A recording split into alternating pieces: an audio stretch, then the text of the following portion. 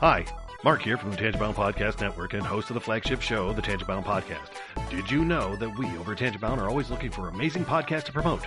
And did you also know that we are also proud nerds and geeks of everything from movies, music, gaming, TV shows, and comic books to wrestling, MMA, soccer, and football? Whatever you can nerd or geek out about, we've got it. And if you're interested, we can help you find it. And if you're a show looking for a place to call home, we've got you covered. Side effects may include upset stomach, dizziness, tumors, shakes, and in some rare cases, death from excessive laughter. Though to be fair, it's only sometimes. Other side effects may include diarrhea, gallstones, heart palpitations, and strong desire for cookies on the dark side. Talk to your doctor and visit TangiboundNetwork.com and see if Tangibound Network is right for you.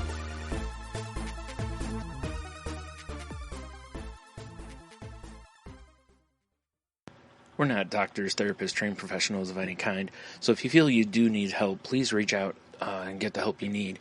We have a whole list of things on our files page over on Facebook at facebook.com/crazylifepodcast, and or just search on the internet for the suicide prevention hotline number, or go to NAMI.org or whatever resource you can find. But just please reach out for help if you need it. If you feel as though you're going to harm yourself or others, definitely reach out. And try not to be alone. Also, if you feel that way and you realize that you're writing a note or making plans of how you would do, like harm yourself or others, definitely reach out. That's a huge red flag. And lastly, please do not replace the idea of therapy with listening to this show. Again, if you need help, please reach out and get the help that you need, or contact us. We can try to help you find the help that you need.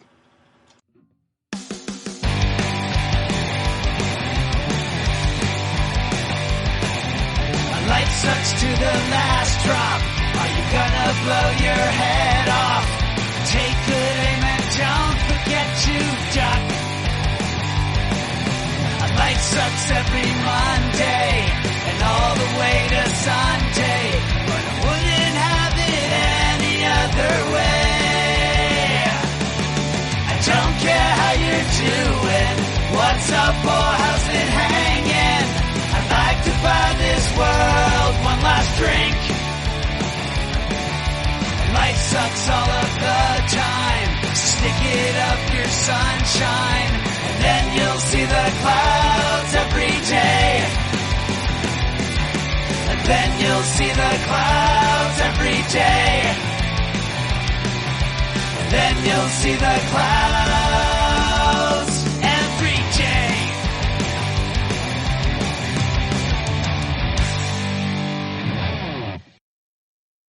Welcome to the Crazy Life, everyone. My name's Jen. I am your host of the evening, and with me, as always, we have Henno and Brian, and a special guest. We have Jeanie. Hello, guys. Hi, Jeanie. Hi. So Jeanie is a longtime friend who actually works in the mental health industry. So she comes to us with a wide variety of knowledge and background. So and a lot of letters at the end of her name. And she knows all your dirty secrets. Mm-hmm. Mm-hmm. And was at my wedding. I was at your wedding. You were, which I thought about today. I was like, how awesome is this? In another country, you were at my wedding. Yeah, true. Because I had to be there. Did you hold the ring? I can't remember what you held. I thought you held the ring. I'm pretty sure I held the ring. I'm sitting here trying to remember. Yeah. I held the ring. Yeah. I think you did hold the ring. I was the ring bearer. I need like a Sure. fancy, lovely little title card. Mm-hmm. Ring bearer. Yep. I just want to know all of Jen and Brian's dirty secrets. So come on. There are no dirty secrets. I feel like you probably already know. Like, I'm pretty open, Yeah. so. True. I know. It's not like we hold back a lot. Yeah. Not really. I mean, maybe everything isn't on the podcast, but you and I have had plenty of conversations where, we've been very honest. So. Mm-hmm. It's actually funny because Jeanie went to high school with Brian and I. Yeah. So we've got about at least 20-some years of I think it's of 30. history. Oh, God. It's Yes. 30 years. Closer to 30 30. years. Yeah. Don't do the math. Just don't. Yeah. Oh, don't want to do the math, Yeah. but yes. So she's known us through quite the awkward years, as well as well, let's just admit they're all awkward years. So. Yep. And the same goes this way. You've known me through a lot of shit too. Oh, This I'm is sorry, true. I cursed. Oh my goodness! Now I got to put the explicit thing on here. Sorry. Have a bit of a sailor's mouth. Yeah. No.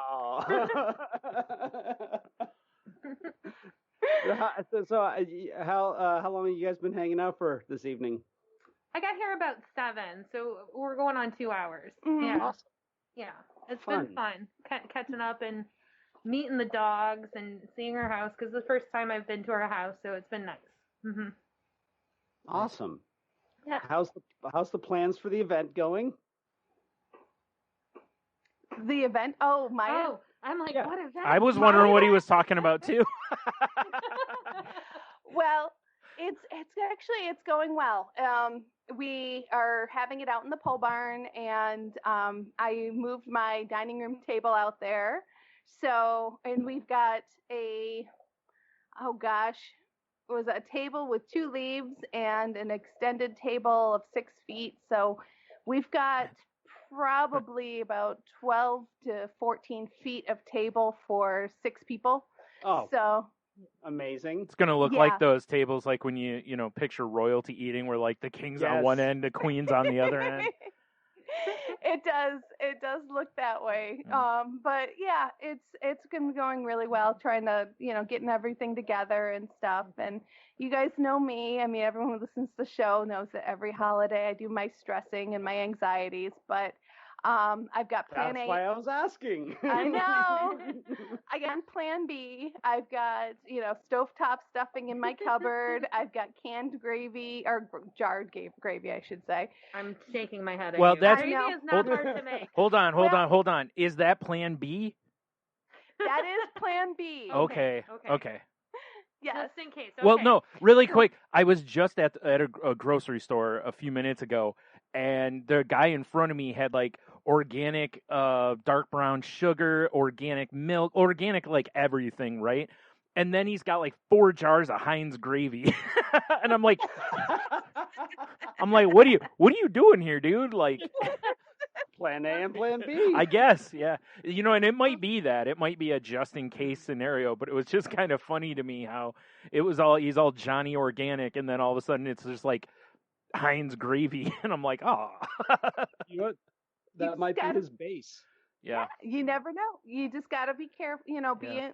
cautious, and you have the backups and stuff. And, I've got, I think, every base covered, just on the off chance that something gets forgotten or, for whatever reason. A few people aren't able to attend because of, health reasons and stuff, which is completely understandable. And, by all means, I want people to be safe and to be in their comfort zone completely first. Mm-hmm.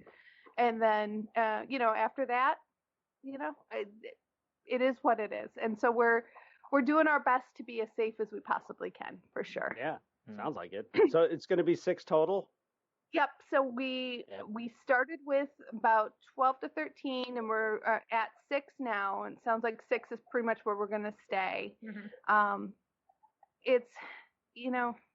It's scary because my dad just recently, in the last week or so, has come down with basically lost his sense of taste. Oh, no.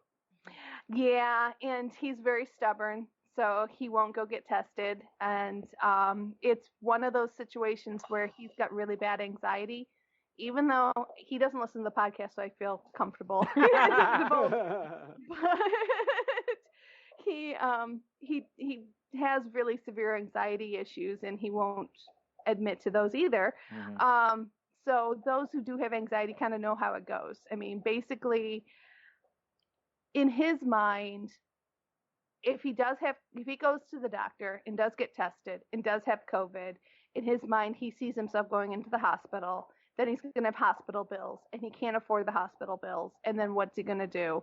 And his mind goes down these paths. Yeah. And yeah, because avoiding getting a test will completely avoid all of that. Like, there's zero chance now that you could end up in the hospital.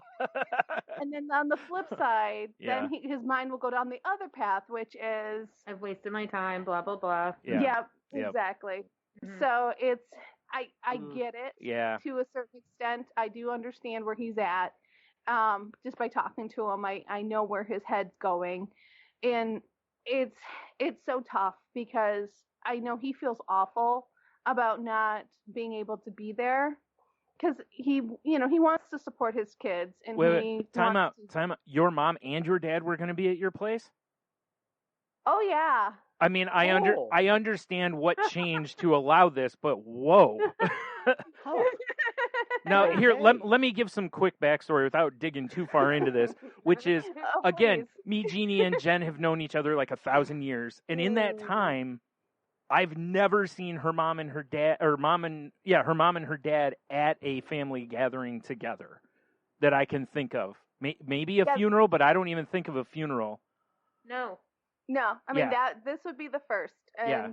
other I mean, than, your like, wedding, right? You know, Yeah. but I wasn't at your Right. wedding, so I didn't see that. But Right. Yeah. I mean, at the wedding was kind of a turning point, I think, for them. And now that my brother and I are grown, it makes things a little bit easier. yeah, But growing up, just to kind of let everybody know, my parents have been divorced for 35 years, I want to say. Something close to that, 37 years they've been divorced. And it was not the easiest of divorces. And growing up, they respected each other's place in my life, but it was interesting. yeah. We made it all work, basically. Yeah. I No, had no, three wonderful parents.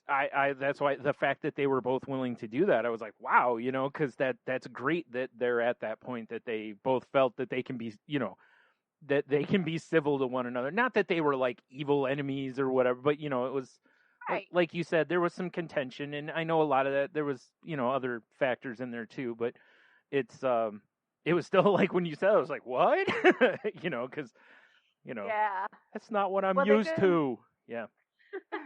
It is. It's very different, but they're both working hard to be Adults. and yeah. adults. Yeah, I think Yeah. that's a great word.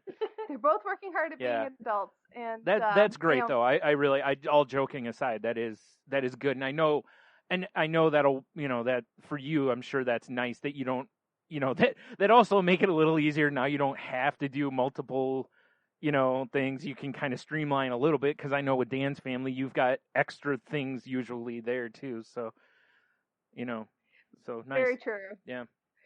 And it's going to be, we've even kind of talked a little bit about Christmas this year and how it's going to look. And it looks like I'm not doing Christmas Eve, and then Christmas Day we'll do as much as we can with my husband's family. And then the day after Christmas, I'm having my dad, my brother, my mom, and Dan and I. I'm having everybody over for dinner and then exchanging gifts and stuff. Mm-hmm. So that'll be the first time that Wow. they've been in that position. Wow, Yeah. that's great. That's close, but that's why I said it's awesome. It's just mind blowing because again, we have literally known each other like 30 years, and Yeah. this has not That's never happened. happened. Yeah, That's it's amazing. yeah. So well, good. I'm glad. I'm glad that there can be that situation because, like you said, it's there's no reason to be to not be able to be civil to one another. All the real problems and stuff are years ago.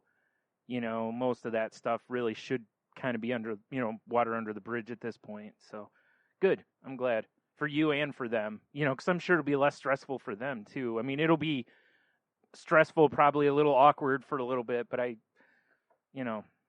they'll get along fine, I'm sure. Because neither one of them generally is a go out of their way to be a jerk to someone, most of the time. absolutely, I agree. And the most interesting part is not just going on with my family, but it also is happening on Dan's side of the family. Really? Because, his mom and his dad divorced not as long ago, but they divorced probably 10, 15 years ago. Both are remarried, and his mom and his mom's husband, the husband and Dan's dad are actually enjoy each other's company. So Wow. they were all invited to the party, to Thanksgiving. Wow. So we would have had multiple divorced families all together and stuff and making harmony. So yes, it can happen, folks. That's great. Just putting it out there that there is chances that things can happen where divorced people can get along. What an awesome That's thing, cool. for like Thanksgiving gratitude. Yeah, really. 100%. Yeah. Just even the possibility of fences like that mending is just awesome. Yeah. The other end. Yeah. Well, yeah. Well, you know what? That's an interesting way of phrasing that, because you are on the other end of that, and how nobody knows what the future holds. So I'm divorced, and my ex-husband and I are dealing with how to share the children over the holiday, and he has the kids for Christmas this year, so my Christmas will look a lot different than yours. But, right, sure. and it's never like I have no animosity towards him and his time with the kids. Like, I've always prompted them to make sure that they're connecting with him, and anytime they want to go over and see him, that's always in the cards.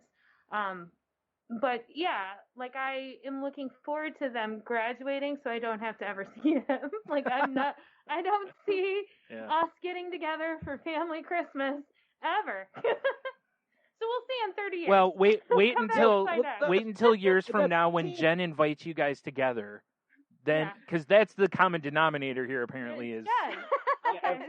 Yeah, that's the magic Jen. Yeah. Yeah. I was like, Tony did say that when we were 60, if we're both single, maybe we can give it another shot. And I told him to go fuck himself.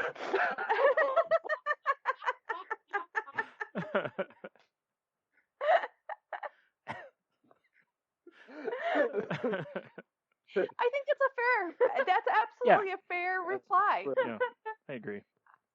Yeah. Brilliant. The weirdest thing for me this week has been, I usually go out to go visit them. And so a lot of people were like, "Hey, are you in town?" And I'm like, "Yep." Not really. Are you in town? Yep. Yeah, but like seriously, I had to, I almost didn't. The night before we were supposed to leave, I was this close to backing out. I was right on that, it's not necessary. Now, granted, I don't get Christmas. I don't get to see family on Christmas. This is, see me twice a year, pretty much. Yeah. It's sometime in the spring and at Thanksgiving. It was and I talked to Sharon. I said, what do you think? And she's like, we have a plan. Mm-hmm. The plan was based on certain things. Can we stick to the plan and have it work? And I said, yeah, I think it can. And it did work. It worked out here in the building with another human being. Mm-hmm. And it was unbelievable that we were actually able to drive all the way from Idaho, 13 hours on the road, and not actually, I got gas, and I know specific rest stops where there's basically just single individual bathrooms. And we brought lunches and we did everything like that. And then when we got here, we did a 95 mass for 2 days. Just said, okay, that's the minimal, that besides doing the maximum is 2 weeks, the minimum is 4 or 5 days. Hopefully nothing happens. And, hopefully nothing continues to happen. And so tomorrow will be my mother with us. In a huge house, and we'll probably all wear masks. Everyone's pretty good about it. And it's my nephew. My nephew Peter's he's the one he's in school right now, and there are 18 kids in the classroom.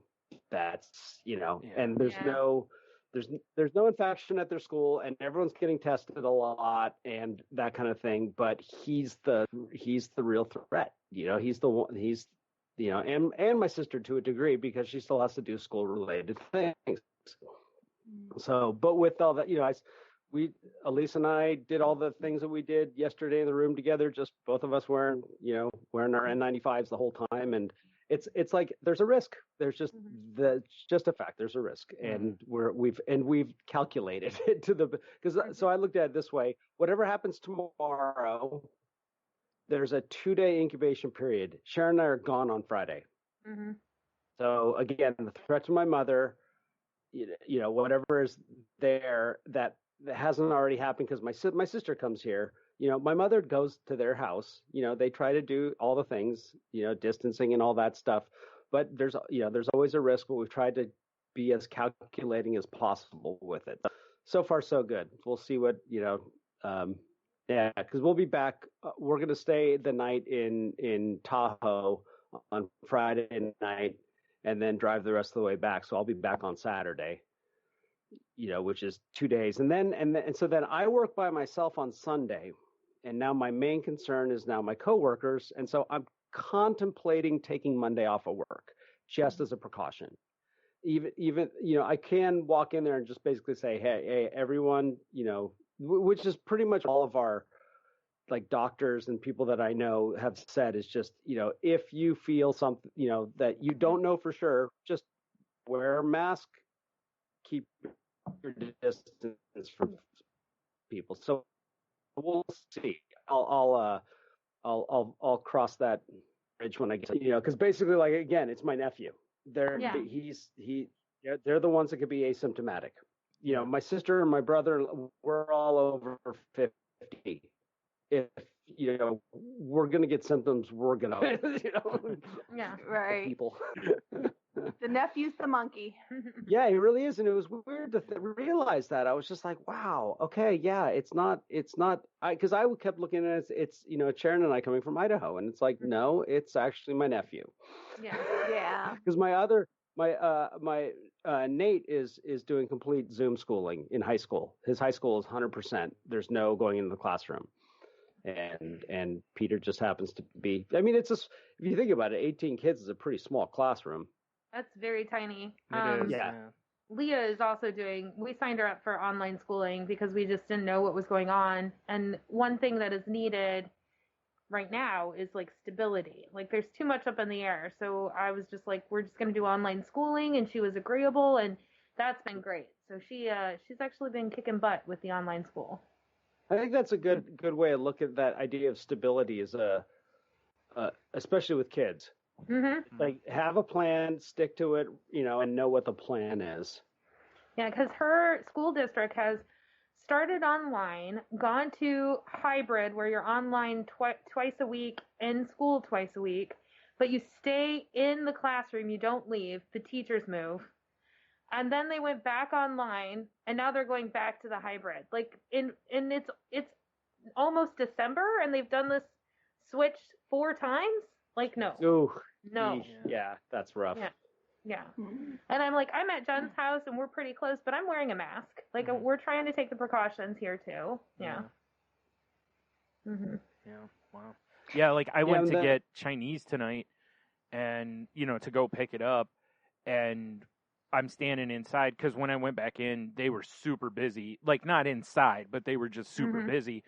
And when I walked in to get it, the woman told me it'd be like another minute or so. And there, a couple minutes. There was no one else in there. So I'm like, well, I'll just stand here, And next thing you know, a guy comes in, no mask at all. And I'm like, hey. They didn't say a word to him. They just, And then so what I did though is when he came in, I took like extra steps back because I wanted to give him all the space to go. Sure. Absolutely. And then I was also very much, and then like right before she set my food up on the counter, another guy came in, same thing.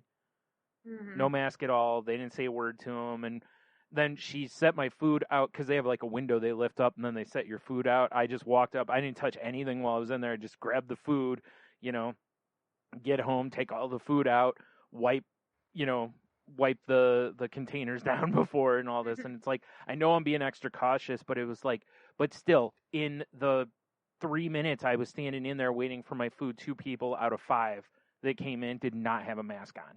And like, wasn't even like down below their chin. They literally had 0 on. Yeah. Had no intention of it. Wells, Nevada is it's basically the first major town after. Well, you've got Jackpot, Nevada, which is where the casinos are. That's right on the Idaho and Nevada border. And then Wells is where the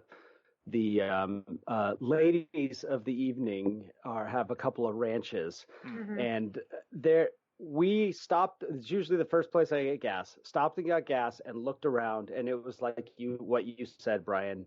A packed travel plaza. Nobody wearing masks. Not in, like zip.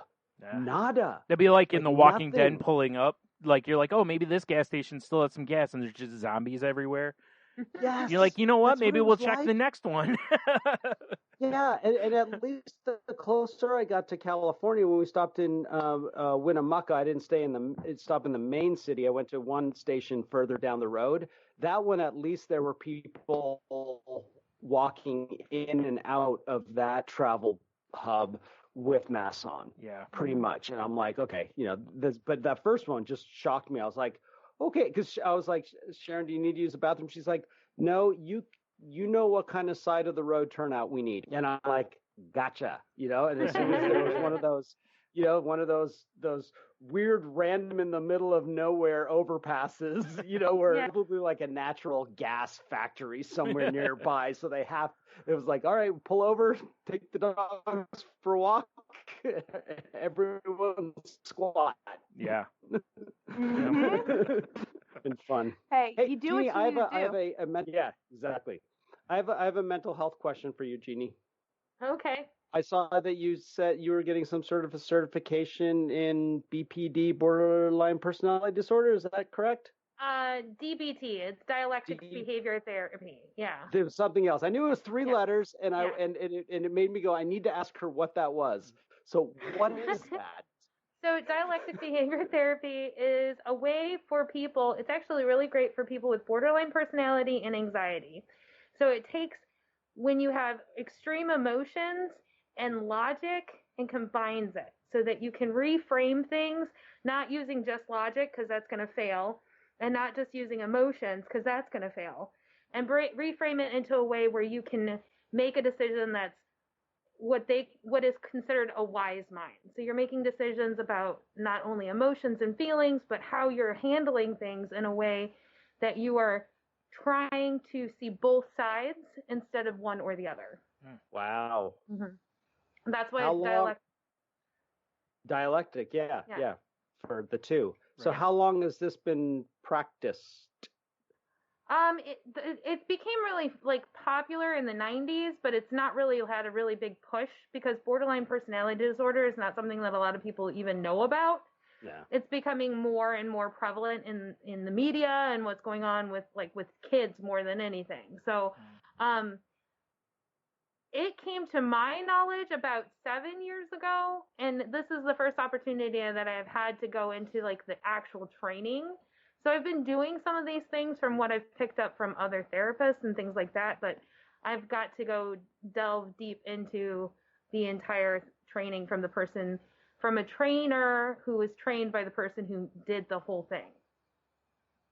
So the lady who came up with the therapy, yeah. Is it exciting to you? I mean, does it offer inroads? Training is never exciting. Well, I was gonna guess that because of some of the stuff you've sent me pictures of from books that you're training and stuff, and I'm like, oh, that looks so boring. Yeah, I mean, the people who are doing the training are very lovely, and we start off every class with a mindfulness exercise. So I've had a lot of new experience with mindfulness exercises that I hadn't thought of. So that's great, Mm-hmm. But there are points in the training where she goes, I think everyone needs to stand up and be a kelp because everyone's starting to zone out. You get up and you wave your arms around and you get moving. You know what? I love that because I know exactly what she's talking about. Yeah. She's like, we don't have time for a break because we're a little behind because you guys have amazing questions. So everyone needs to stand up and be a kelp. Be a kelp. I'm just picturing the wacky waving inflatable guys, outside of car dealerships. Exactly. Car dealership. That's Yeah. awesome.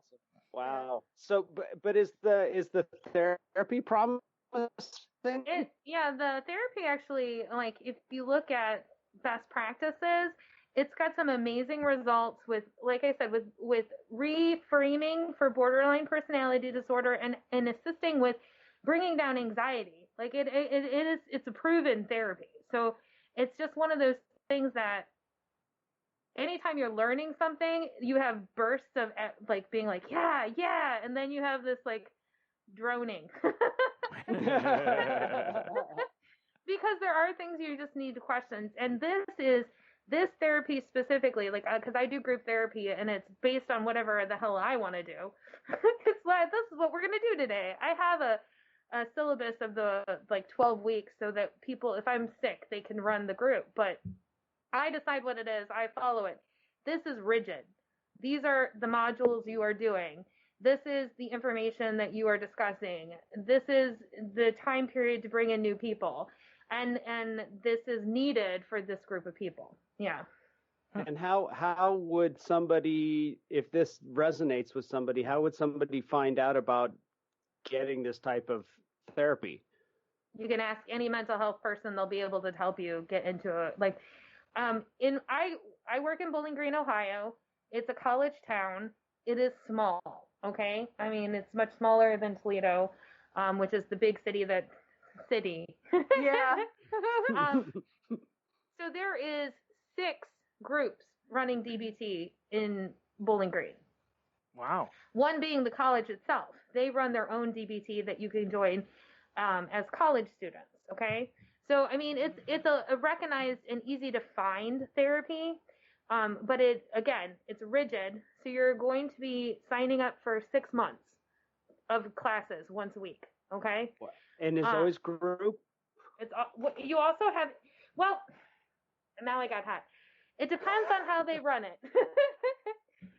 It should be, if you're running it correctly, you should have 1 hour of group a week, or 1 session of group a week, which should be about 2 hours to 3. Okay. You should also have phone coaching and individual therapy. Wow, this is intense. Yeah, it's a very intense treatment, but it's needed to reframe and reframe how your thought process is, because you're going through, and like Brian's talked many times about having what's the word, Brian, when your mind, I can't think of it. Distorted thinking. Distorted thinking. Okay. Thank you. Yeah. We're taking all of these different ways that we have distorted thinking, and we're reframing it into a way that is better for the person's the mental health of that person. So it is intensive for a reason. Yeah. That makes sense, because Wow. it was.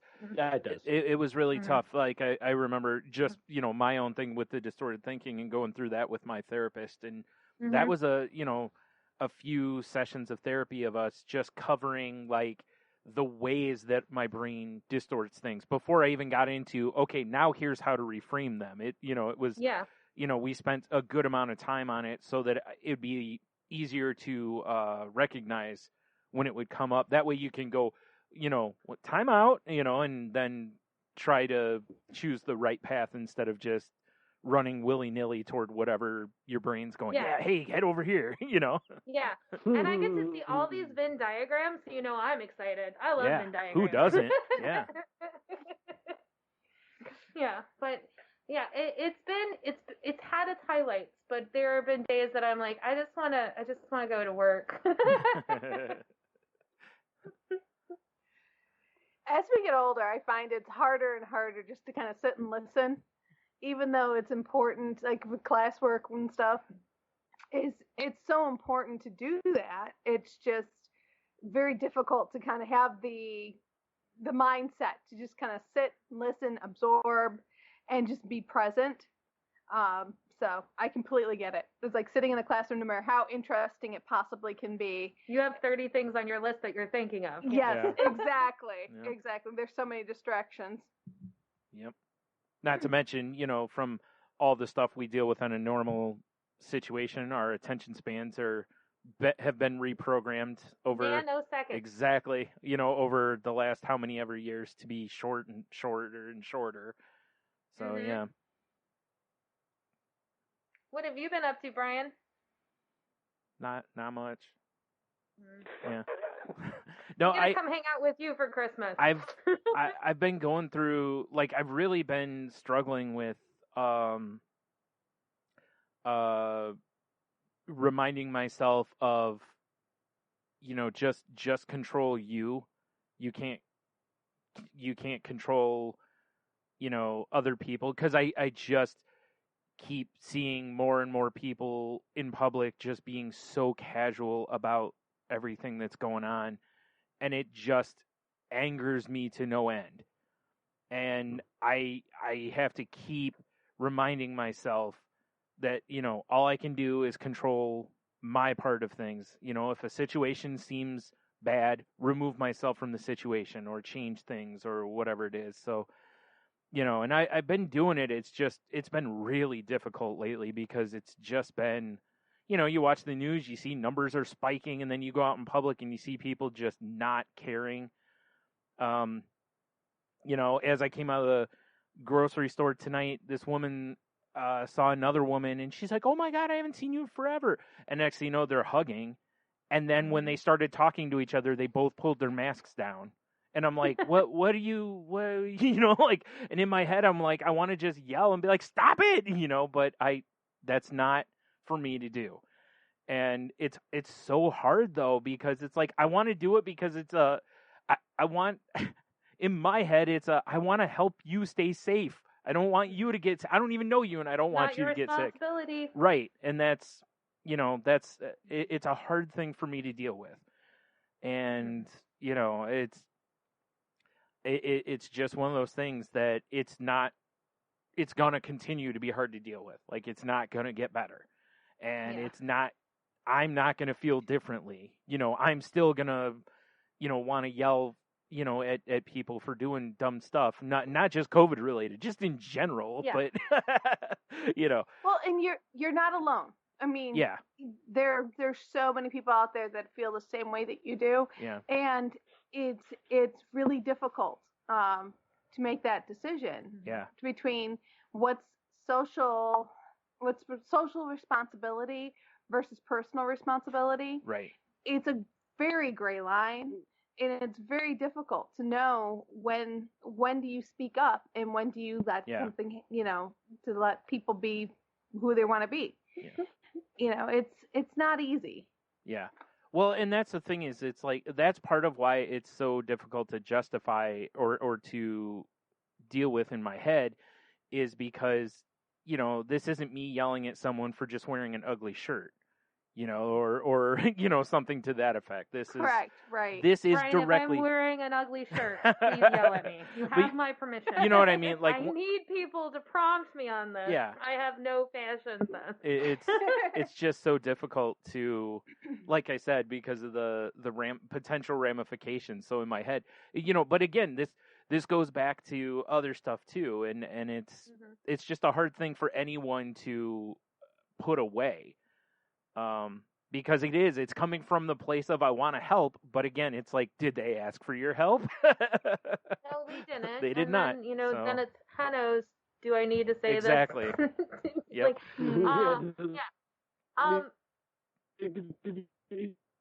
Said by right now. Does it need to be said right now? Oh boy, Henno's breaking up Yeah, really bad. That broke up badly. Yeah, I didn't hear anything you said, Henno. Now, a question is, I guess they are. I've been excellent. That's excellent. Good, because I didn't say anything. I was sorry. Is ugly leggings last year's ugly sweater? Discuss. Yes. What are ugly leggings? Okay, printed leggings. That's like the Yeah, newest. printed leggings. Sorry. Yes. Yeah. That is the newest fad. Is the printed yoga pants, printed leggings. I'm gonna be honest. I don't wear leggings. Yeah, I don't either. I have pumpkin pie ones for Thanksgiving. I do own Hey, one this is your pair. opportunity. I own one pair, and I bought them at one of those. What is it, Lulu Row? I don't know. Yeah. Because they were That's beavers. Ruru Row. I don't care. They were freaking beavers, and I'm like, I need beavers on my legs. So I have those. I'll send you a picture. Because now, would it be appropriate for men to attend the ugly printed legging party in leggings? And should the man wear like a kilt or just a long shirt? I don't think you should wear a shirt at all, just the leggings. And it depends what mode of Just transportation. leggings. Yes. Now, cod piece or no cod piece? Always a cod piece. Always. Mm-hmm. And it depends on your mode of transportation. If you are riding a bicycle, you can get away with a lot more than if you're in a car. Just saying. This is true. It's true. Yeah. Mm-hmm. Yeah. Because cyclists are already, it's already acceptable to just, shorts. You can just wear shorts over the leggings. Yeah. Problem solved. That's what cyclists do. Mm-hmm. I have horrible songs going through my head, guys. But yes, I do truly believe, in fact, that was a tweet of mine not too long ago, that I do believe that the printed legging is the new holiday sweater, that you just can't get away from it. It's just going to be, and that's okay. I bought them because they were beavers, and I thought it was hilarious. Exactly. Yeah, one of my Twitter groups, someone asked earlier today, or they were having the discussion about, a woman said she left her house and broke her leggings aren't pants rule, and me and another person were both kind of like, whoa. It's like leggings officially are like the default pants for so many people now. I actually think it's more of our jeans pants anymore. Like you see so many more leggings, whether they're yoga pants or just the regular leggings, than I see more of that than I see anything now.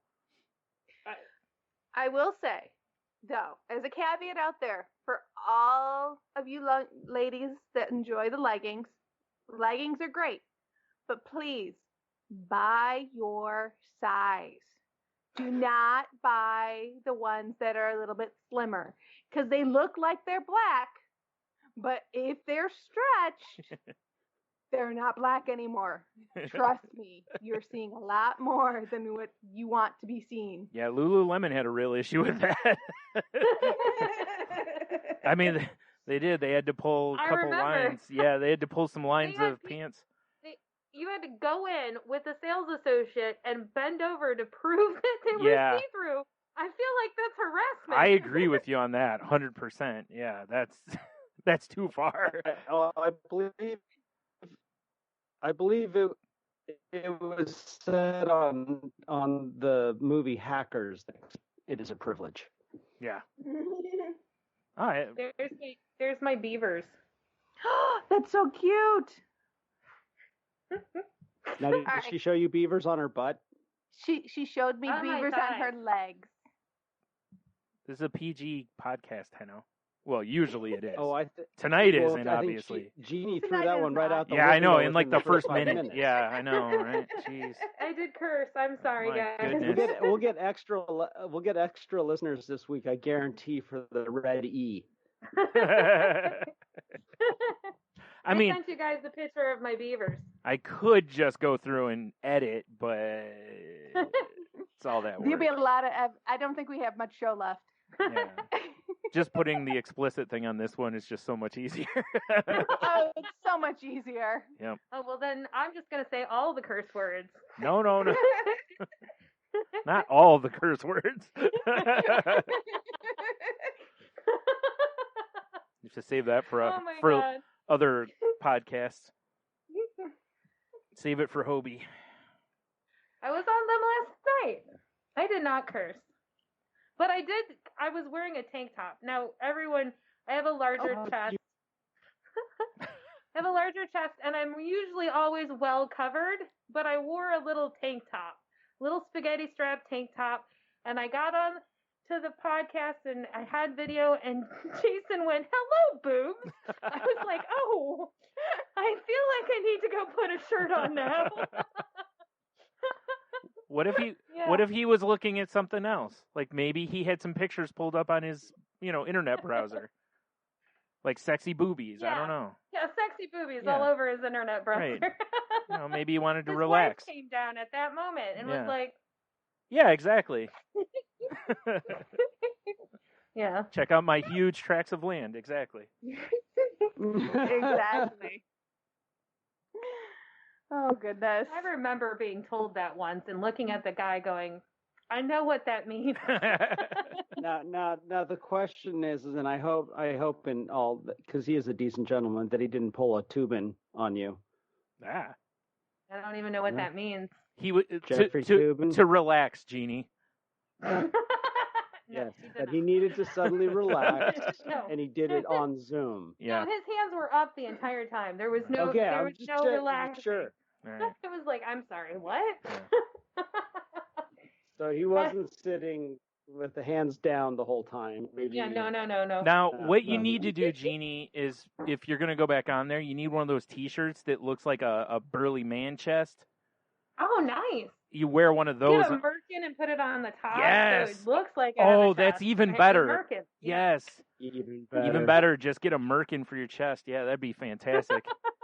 And folks, go on if there. you don't know what a merkin is, Google it. And just keep like massaging the chest hair sensually the whole time. Yeah. Get there with a comb, Yep. You gotta comb that shit up. Yep. Be like that moment in Dumb and Dumber when she rips his shirt open and his chest is just super hairy. Oh my god. All right.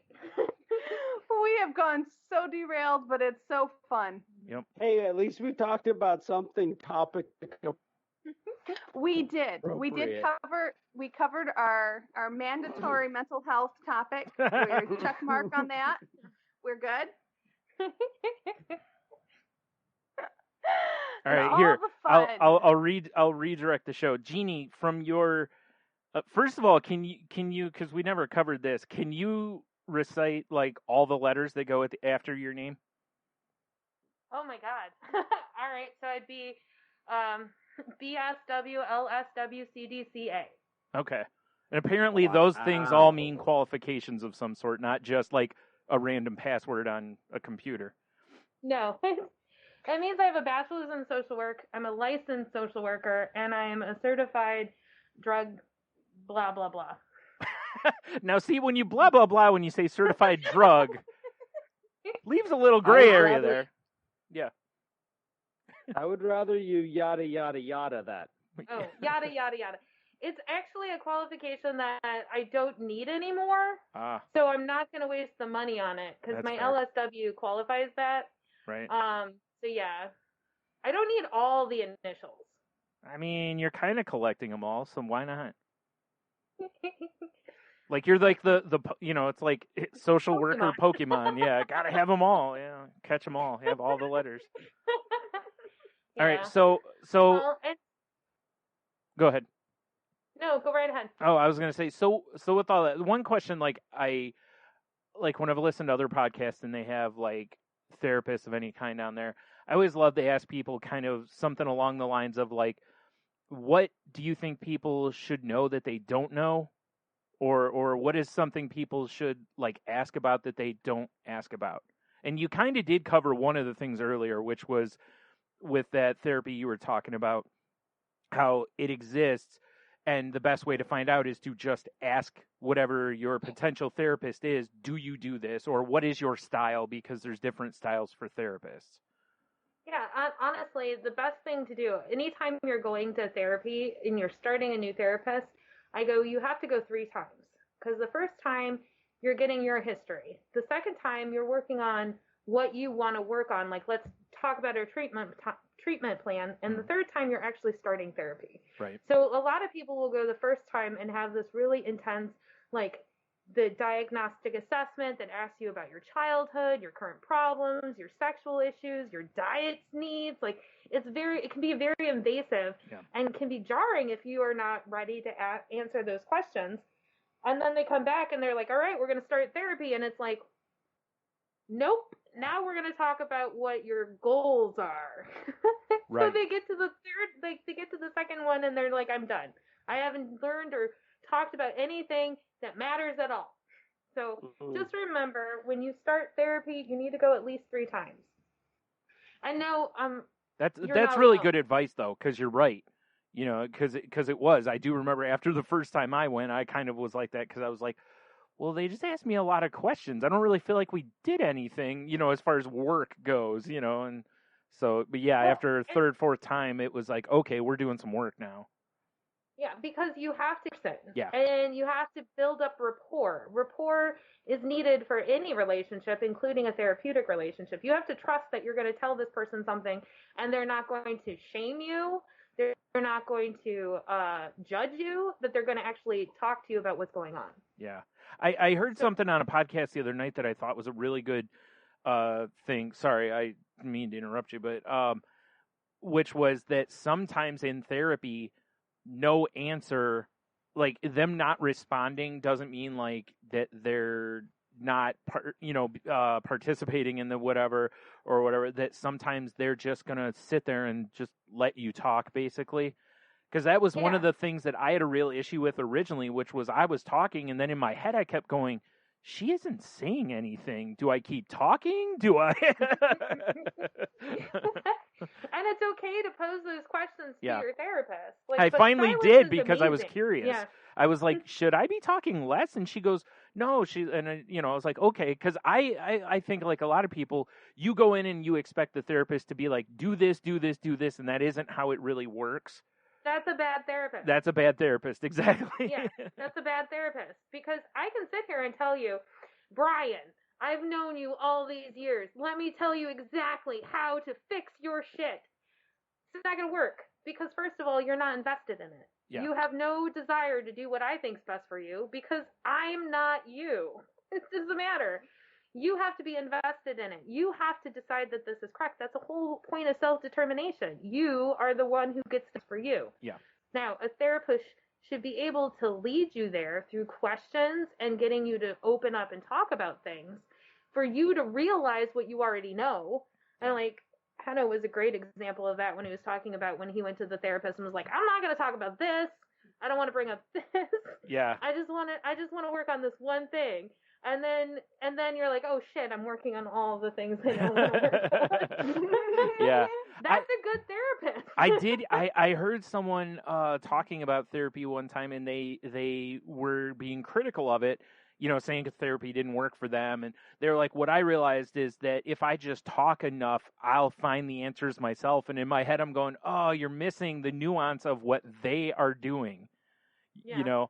Like, they're nudging you here and there with maybe a little question or a comment, and then you redirect a little bit. And I was like, oh, you're totally missing the fact that you probably had a good therapist. You know, like they led you where you needed to get, but you were just like, I did it myself. True. Yeah. I mean, it is about knowing how to direct somebody and make the questions open-ended so you get more information. Because, and I truly do believe everyone knows the answers. Mm-hmm. We just have put up all these barriers. We've put up all of these roadblocks so that we are just lost in our own mind. Yeah. So it gets you someone who's like, okay, I'm going to ask you this open-ended question that's going to lead you over this way and redirect you. And it's an art, 100%. And you can have really good friends that do that for you, but how many friends of yours listen to you and don't give you advice, that are just there and being an ear without prompting? Right. Who are not going to spread your shit around, because that's the other thing. Trusting someone with deep, dark secrets can be very terrifying. And those are things that you need a third party who's not directly connected to you, who's invested in your well-being, but is not connected with your life, because they're looking on. They're not in. That makes a lot of sense, because it is true. That's why I've said it's like I've gone in and told my therapist the exact same things that I've told, you guys or someone else, and it just doesn't feel the same.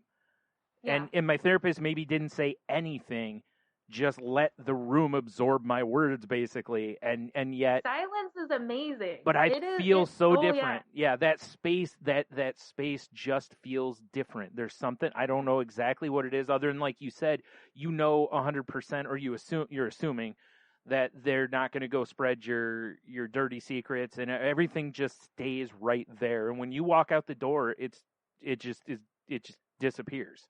Yeah. It doesn't, they don't keep it there for the next person coming in, or run, hopefully they don't, run into another office and be like, you are never going to guess what I just heard. Like I work crisis, so I do assessments for homicidal, suicidal ideations, and there are moments where I'm like, I need to vent for a second. Let me tell you about this. But it's always done in, like nondescript ways. Right. It's not like, let me tell you about Jen and what she said. Right. You know Jen, right? Yeah. That's one of those things where I've run into that, like, on Twitter and stuff, being friends on there with like nurses, doctors, different stuff. Yeah. And I'm like, there's so many times where they'll be, tell a very, very vague story, of course, giving no details, and it's like, oh, I want more details, because I bet this is a great story. But I also understand I'm not going to ask, because that's violating a professional barrier. But I want to ask. When you're dealing with crisis, you do need to run it by someone else, because you don't want to miss something. Right. And you don't want to traumatize somebody. Sure. Like throwing someone in the hospital against their will should be the last thing that's ever done. Right. So you want to make sure that you're reaching out to somebody and talking about it before you make a decision. That makes sense. Mm-hmm. And I also think another key point is to find the right match for you, for what you're looking for. Because I know we've talked about it on the show before, but I have a psychiatrist. I don't have a psychologist. And my psychiatrist is very specific that he's more of a medicinal psychiatrist than he is a talking psychiatrist. So, and he's very open to, if I need someone to talk to, a therapist or anything like that, that he would hook me up with a person, no problem, and he'd give me a bunch of different referrals and stuff. But he's very specialized in what he does, which is great, and it works for me. But, I can see setting your expectations to the person that you're actually going to see. Because I can see someone going to him and expecting a talking therapist and and finding out he's a medicinal therapist. It's like, oh, wait a minute. Yeah. Well, he's a psychiatrist. Well, yes. Psychiatrist. Yes. I don't want to, Yeah.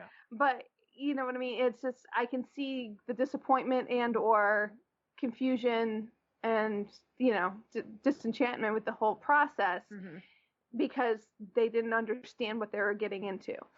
Which makes sense, because there's still a lot of people who don't know the difference between a psychiatrist and a psychologist also. Right. So, but yeah, my current psychiatrist, the first time I met with her, she actually asked me what I was looking for from a psychiatrist. Oh, nice.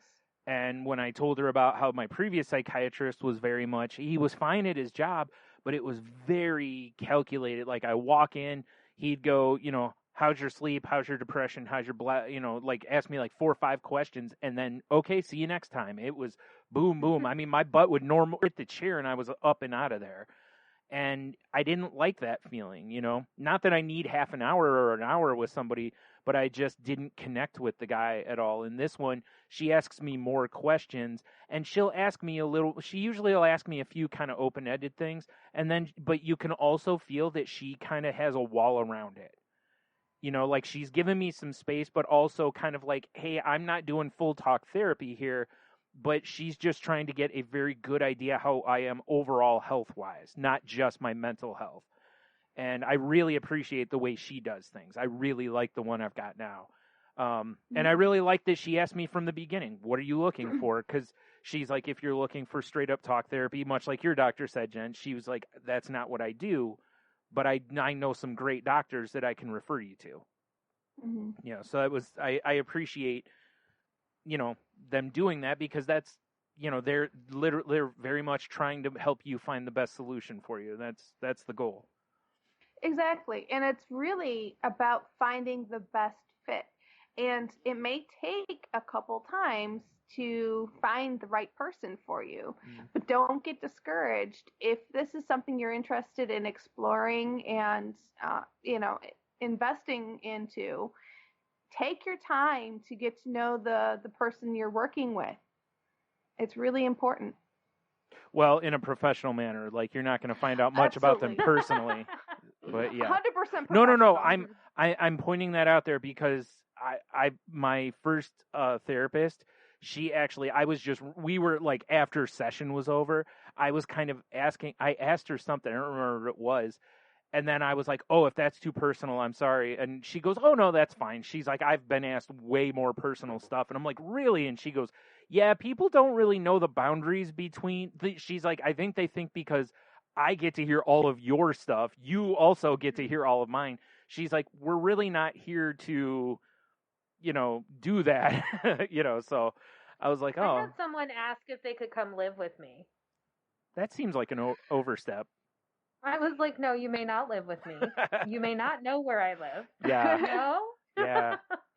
Yeah. I mean, I've heard stories of some where they've, had to like get rid of social media accounts because of, somebody finding out their last name and stalking them or whatever it is. Because, it's easy to find that stuff when a lot of people put it right out there. So it's, it's understandable. But yeah, definitely respect your healthcare providers, a boundary there. So, and hopefully they'll kind of push back if you push into that they'll kind of, remind you, hey, let's keep this professional. And if they don't, they need to be reported, guys. Yeah. Well, I mean, think about it. There's a reason we have a licensure board. Yeah. Hey, I have to go. My mother said the meatloaf's on the table, so I just wanted to say, bless you for Thanksgiving. It's listening to. Thank you for listening to the show. I am so grateful for all of you, and especially Brian and Jen and Jeanie. You guys are loves of my life. So I will talk to you guys later. Aww. Mwah. Enjoy Love dinner. You. All right. Enjoy. Thank you. Have some meatloaf Bye. for me. Bye. That is a happy face. It is. It is. Meatloaf. Yeah. Well, I mean, Are you kidding? he doesn't get Mom's meatloaf very often. He, like you said, often, he only sees him like twice a year. So you gotta get after it. Yeah. So Heck yeah. understandable. My kids never want my meatloaf. I make a very mean meatloaf, if I do say so myself. But Yeah. it does. It's true. Does not It eats up your intestines for weeks. I kid. Yeah. I'm not Tony is the better cook out of the two of us, 100%. I got a good mac and cheese. Yeah. I do really mean sausage gravy and biscuits. I can attest to both That's of those about things. it. Don't downplay your baking, though. I said cooking. Yeah. Right. Cooking, maybe, but baking, she kills it. True. Very true. Mm. That's what it's it's totally ruined me for a lot of things, because I've had things that you've made and then someone else will make something, and be like, oh, this is so good, and they give it to, and you're like, yeah, I've had better, like probably not that good. Yeah, I went up to Grand Rapids for the 7 Days of Geek, the Pod Fest, and one of the people who were there, who was in charge of food services, she made a cheesecake, and Jason specifically asked me to bring a cheesecake. Like, I didn't want to bring one, but I was willing to because it was asked. Yeah. And they're like, we're gonna have cheesecake. she cut her cheesecake and brought hers down and was like, well, you know, I made it for Jason. I'm like, that's fine. I don't care. I think a strawberry cheesecake is boring. Yeah, I agree. If you want to ignore my strawberry balsamic reduction cheesecake for yours, go ahead.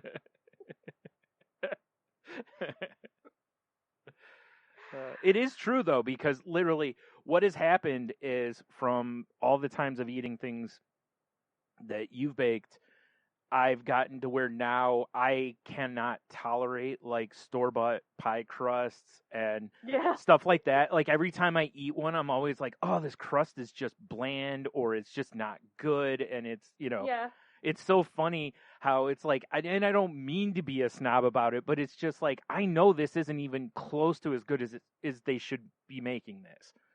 You know, my sister-in-law talked to me about having a dream where she was arguing with me about making pies because I was telling her she should just make her own pie crust, and she threw her hands down on the table and went, "It's fucking pie crust!" And I'm like, apparently. Oh.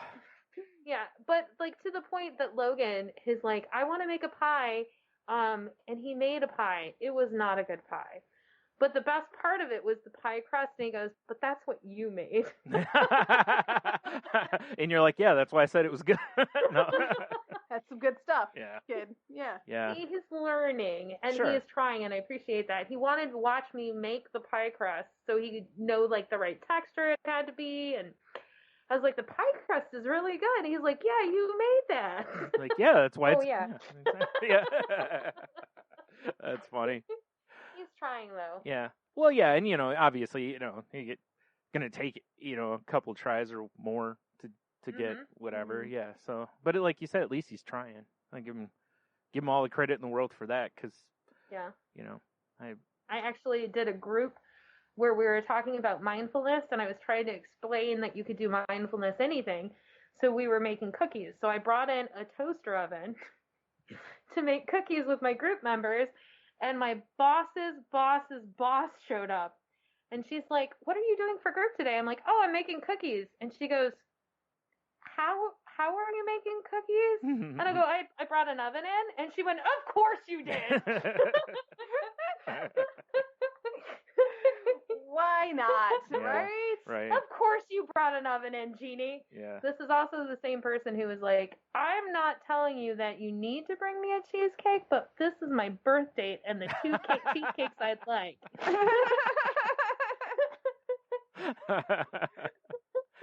That's awesome. That's funny. Well, it's important to know like your strengths and your weaknesses, because like my husband mentioned for Thanksgiving, he's like, I saw this recipe for a chocolate pecan pumpkin pie? Yeah. And I looked at him, I said, yes. And he's like, well, why don't you make it? And I said, well, because I've never made a pie in my life, and I recognize the fact that it's probably not my strength. So what I will do is there's this great little bakery around the corner from us that I will purchase their pies, which I can guarantee are amazing. And maybe at some point I will test my own. Yeah, I was going to say, I certainly, if I were going to do it, I wouldn't definitely not be doing it to debut at like Thanksgiving dinner. Ta-da, my first pie. Yeah. No. And everyone's like, oh, this is fantastic. Hey, look over there as they spit it in their napkin, you know. Oh, this is great.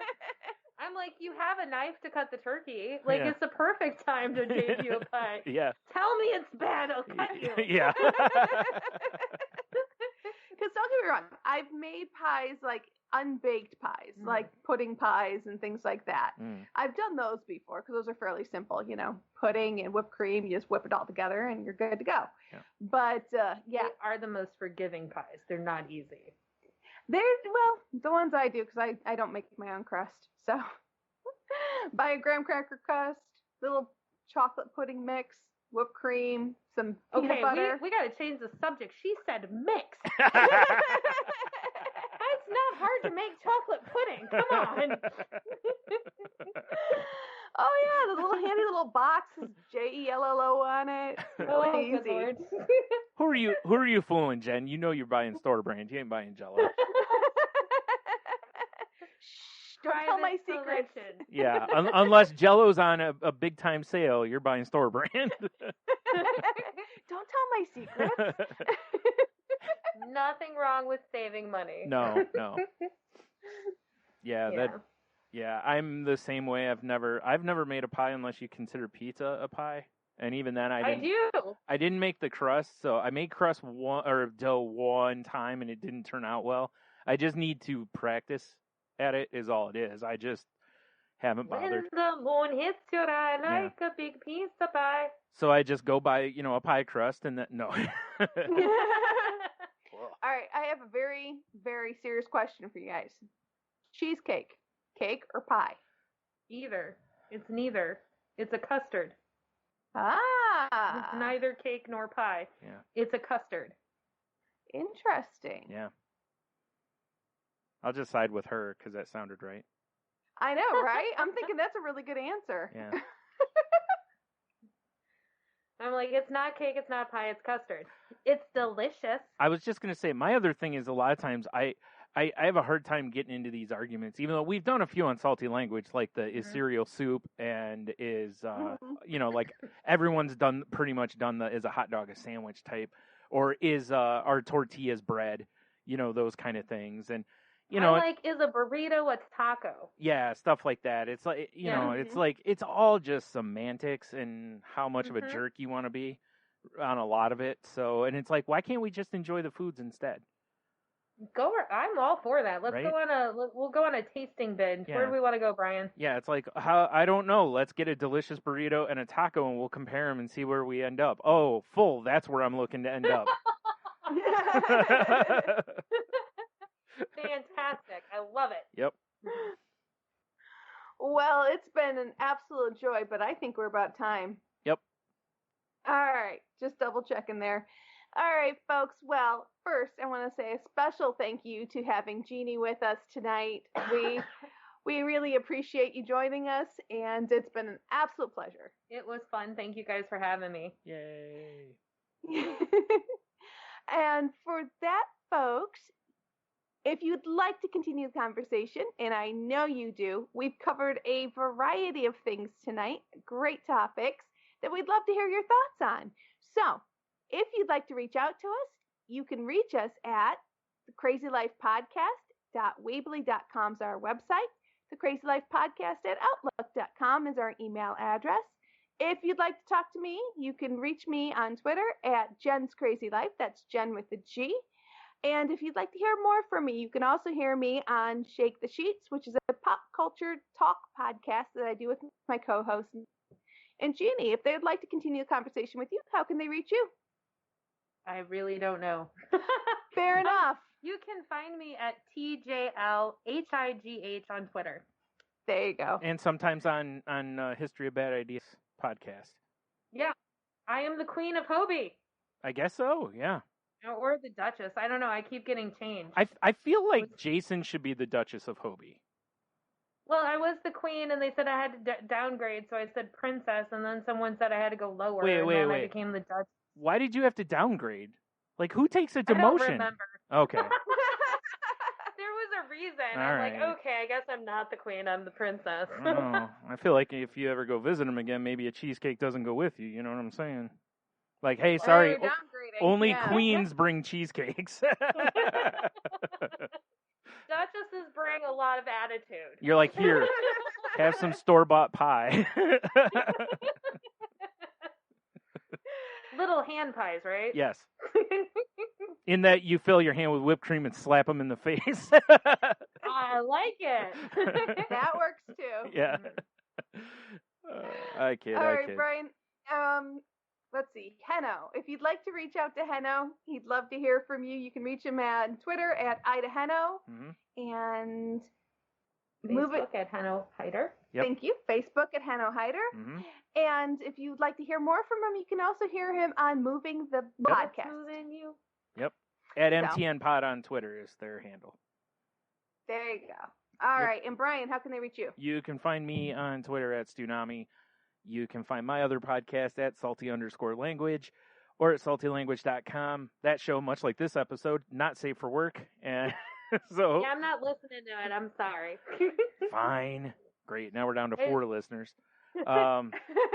We talk about a lot of pop culture and whatnot, especially the last few weeks. We've really been talking about a lot of pop culture type stuff. So, if you're into that, check us out, please.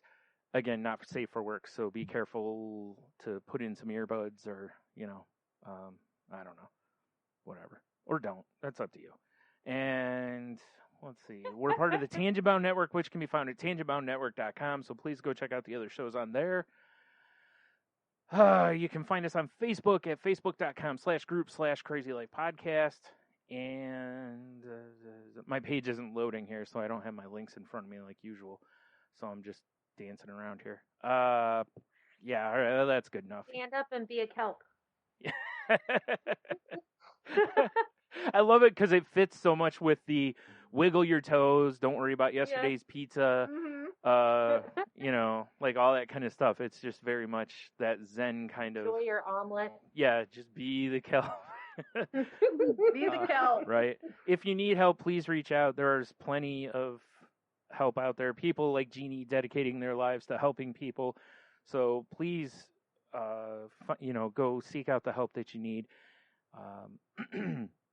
Excuse me, or at least reach out to somebody and, start the process. Go get the estimate, as I used to say a lot.